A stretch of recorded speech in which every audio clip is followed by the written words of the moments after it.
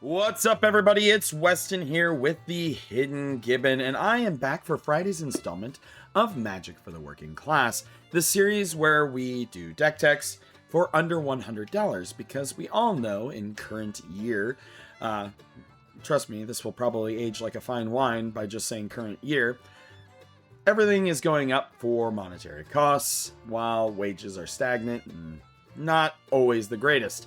And I want everybody to be able to afford and have economic access to a hobby that gives them escape from the day-to-day work and life and bills and bills and bills. So, without further ado, if you like Magic for the Working Class, my regular deck techs, or anything else in between, feel free to subscribe, only if you feel I've earned it. And now, let's get into the Astonishing Ant Man. So who's the Astonishing Ant Man? He's Power Crept Lore Scale Coatl. He's a 1/1 for Simic, so just green and a blue. And whenever you draw a card, put a 1/1 counter on Astonishing Ant Man. That's Lore Scale Coatl ability there. And then you can pay 2 and a green and remove any number of 1/1 counters from Astonishing Ant Man. Recreate that many 1/1 green insect creature tokens. So what we're going to be doing today is mostly a draw 1/1 counter style deck. We will have the token sub-theme in there, obviously, because we are able to generate a whole bunch of ants for our Ant-Man. Look at all these ants. But that is the theme. And it's coming in at about $93, so just under. I snuck a few cards in there that are a little more expensive. But let's see what we can do today, shall we? We are running 24 creatures. We're going to start it off with Ant-Man Colony Commander. He's a 2/2 for 3, and whenever he attacks, you can pay 1, and if you do, put a 1/1 counter on target creature. That can be himself as well. Whenever you put a 1/1 counter on a creature, create a 1/1 green insect creature token. This ability triggers only once each turn. Wizards, I'm begging you. You can let things trigger twice or 3 times in a turn. I promise you that Ant-Man Colony Commander is not going to be absolutely like format warping broken if you put like this triggers 3 times in a turn, right? I get that you can't do it all the time because you can have infinites and stuff like that, but like you can do 2 or 3. The once per turn is big sad, but you know, he's gonna let you put a counter on things and you get to create a little ant, which is always fun. We have Baxter Fly in the Ointment. He's a Ninja Turtles card, and I mean, I watched Ninja Turtles when I was a kid, and I have no idea who this is. This is a 2/2 for 4, and whenever Baxter enters or attacks, each creature you control with a counter on it gains flying until end of turn, which is pretty good. And whenever you draw a card, put a 1/1 counter on Baxter. So, you know, a lot of these draw card, grow commander cards here. We have Beast, Erudite Aerialist. He's a 3/3 for 4. As long as you put 1 or more 1/1 counters on him, he has flying. And whenever Beast deals combat damage to a player, draw a card. We have Chasm Skulker. I love the art for this version of Chasm Skulker, by the way. This Final Fantasy art is beautiful. It's a 1/1 for 3. Whenever you draw a card, put a 1/1 counter on this creature. And when this creature dies, create X 1/1 blue squid creature tokens with Island Walk, where X is the number of 1/1 counters on this creature. We are going to try to draw quite a few cards with this deck, so that is just going to grow them and grow them and grow them, and then the Island Walk is nothing to balk at. We have Curiosity Crafter. You have no maximum hand size, and whenever a creature token you control deals combat damage to a player, draw a card. This goes very well with Ant-Man Colony Commander and Ant-Man, the Astonishing Ant Man.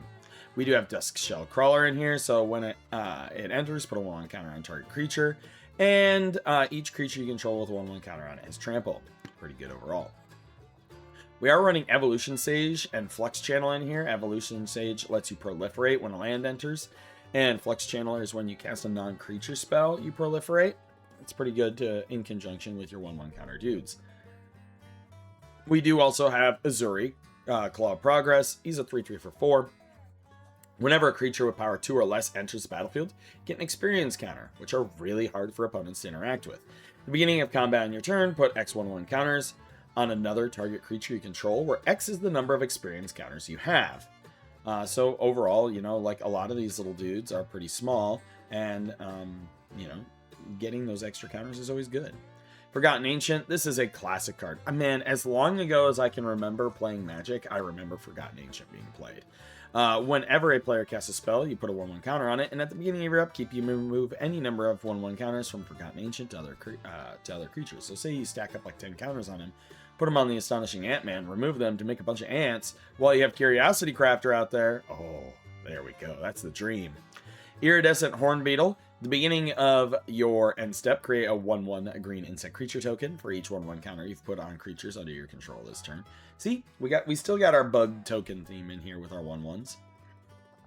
We have Iron Man, Armored Avenger, flying, and whenever you draw a card, put a 1/1 counter on target creature, and whenever he attacks, other attacking modified creatures gain flying until end of turn. Kami of the Whispered Hopes, if a 1/1 counter would be put on a permanent you control, put that many +1. 1/1 counters on instead, and then you can tap to add X of any one color, where X is its power. Kid Loki, each creature you control that you've put a 1/1 counter on this turn has X proof. That is really strong and really good, because say somebody tries to like path something. As an instant, you draw a card, which puts a counter, or tries to path your commander. You draw a card as an instant, and then it has hexproof, and then that spell fizzles. And whenever you draw your second card each turn, put a 1/1 counter on Kid Loki. We do have Krang the All-Powerful.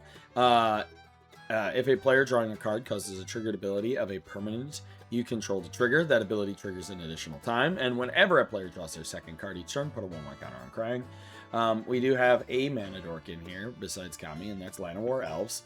We have the GOAT, the original. We have Lore Scale Coatl. This card used to see Legacy play back in the day, friends. Whenever you draw a card, you may put a 1/1 counter on Lore Scale Coatl. He's a 2/2 for 3. And that's it. That's all he is. But, like I said, he used to see Legacy play. Brainstorm was a hell of a card with this. We have Mr. Fantastic, Reed Richards. He has Reach, and whenever one or more tokens you control enter, you may draw a card. Mr. Hyde. At the beginning of your upkeep, choose one, put a 1/1 counter on him, or remove a 1/1 counter remove a counter from a creature you control to draw a card. We have Power Broker, 3/3 for 3. For each kind of counter on target permanent or player, give that permanent or player a counter of that kind. Activate only as a sorcery. This works very well with Azuri. Same with these two. These two also work very well with Azuri. I did throw Sebsunin in here. Reach, Trample, Indestructible. Can't attack or block unless it has an even number of counters on it, even is 0. And at 0 is even, I mean. At the beginning of your first main phase, put a 1/1 counter on Sebsun, and then if it has an odd number of counters on it, draw 2 cards. Oh, God. This card's really good. I really hope that we get to see... I would love to go back to Amonkhet, but not Amonkhet in the future. I would love to see Amonkhet before... Nicol Bolas showed up and obliterated the plane, because in the lore he shows up, he wipes out the plane, he wipes out a bunch of the gods, seals the ones that he wants to control away, the Locust God, the Scorpion God, etc., and rewrites some of the gods. So it would be super cool to see what Amonkhet looked like before. Then we have Tatiova, Benthic Druid. Landfall, whenever land you control enters, you gain 1 life and draw a card. This is a really easy way to net value off our Ant-Man. Varel of the Hullclade, double the number of each kind of counter on target artifact, creature, or land. And then Zimone, Paradox Sculptor, 1/4 for 4. At the beginning of combat on your turn, put a 1/1 counter on each of up to 2 target creatures, and then you can double the number of each kind of counter on up to 2 target creatures and or artifacts you control. Sorceries. We're running a bunch of ramp. Right? We've got Cultivate, we've got Explore, which draws you a card, and if you're Alex Bertoncini, you mysteriously just get to put extra lands into play. Farseek, Kodama's Reach, Rampant Growth, this one's not a ramp. Lessons for Life, Growth Curve, does counters. Divination's going to be drawing, Pim Particle's going to draw. It also gives a creature Vigilance and can't be blocked, which is really good. I did throw Germination Practicum in here. This is probably the most expensive card in the deck. It's $12. Put 2 1/1 counters on each creature you control. If it resolves, it goes off every main phase. That's really good, especially if you're making all those ants. Growth Curve is put a 1/1 counter on target creature, then double the number of 1/1 counters. restorative technique is target player gains 2 life, searches their library for a land card, puts it on the battlefield tap, then put a 1/1 counter on target creature. I actually think this is pretty good as a ramp spell as well. And then mind into matter. Draw X cards, and you may put a permanent card with mana value X or less from your hand onto the battlefield. For our instance, we do have a little bit of protection with Aetherize to return all attacking creatures to their owner's hand, as well as Rapid Hybridization and Pungify for removal, as well as Beast Within. We also have ourselves Fog and Snakeskin Veil for protection. Snakeskin Veil also has the added benefit of putting a 1/1 counter on something.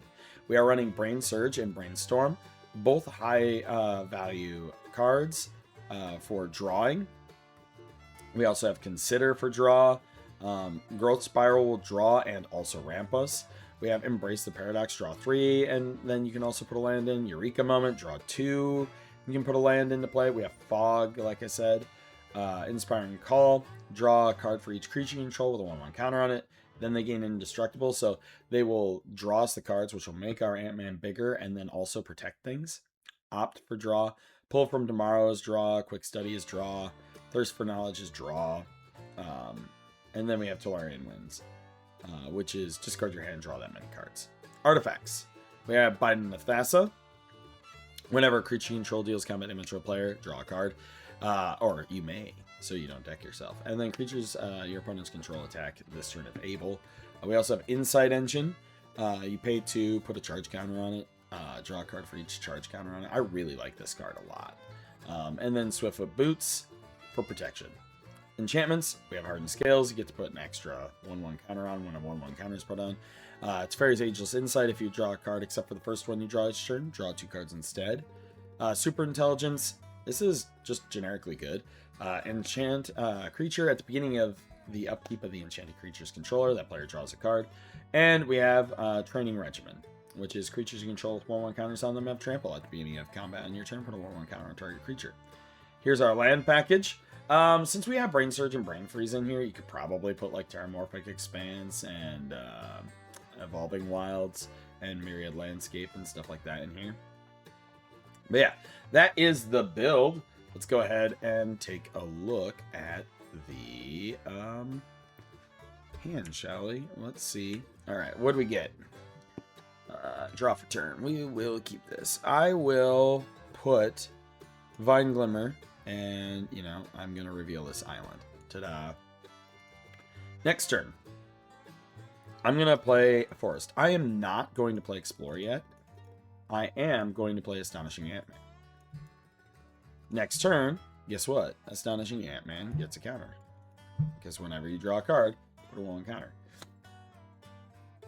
What I'm going to do still, though, is I'm still not going to play those spells because we do have a value card here. We're going to make it look like we're kind of fizzly, right? We add a counter and he's a 3/3. Oh boy. It's on this turn that we will start doing some silly things probably. I am going to go ahead and I'm going to play Growth Spiral. So we draw a card, which lets us add a counter. And I'm going to play a land, which proliferates. Oh, also, I got to proliferate for playing a land this turn. I am then going to play Explore. We will draw a card. Oh, that's big sad. But we do get to add a counter. So he's already a 7/7, and we're going to attack. Next turn. I'm going to play my Forest, which will proliferate him. Which he got a counter for there. And I'm going to play Sepsunin. Reach, Trample, Indestructible. It can't attack unless it's 0. At the beginning of your first main phase, put a 1/1 counter on it. Then if it has an odd number, draw 2 cards. So, there we go. Next turn, we draw, we add a counter to him. We then add a counter here, and we draw 2, which lets us add 2 counters to him. And we're going to put a Forest down, which then proliferates us. Add a counter. Add a counter. I am going to play my Chasm Skulker.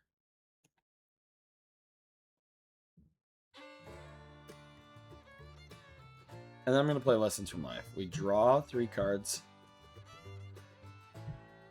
which then lets us set this to 15. He getting big.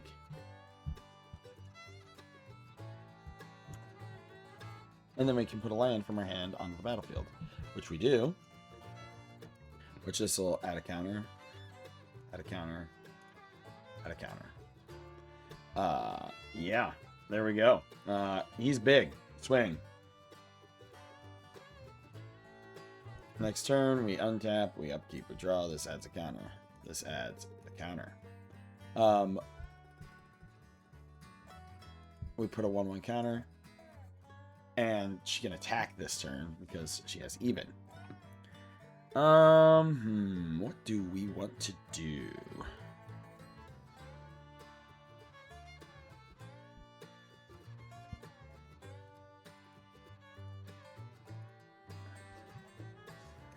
I'm going to play Embrace the Paradox. 1, 2, 3. We put a land into play, so this will be 21. This will be 9. This will be at 5. And we still have 4 lands available to us. And so we are going to actually play a Eureka Moment.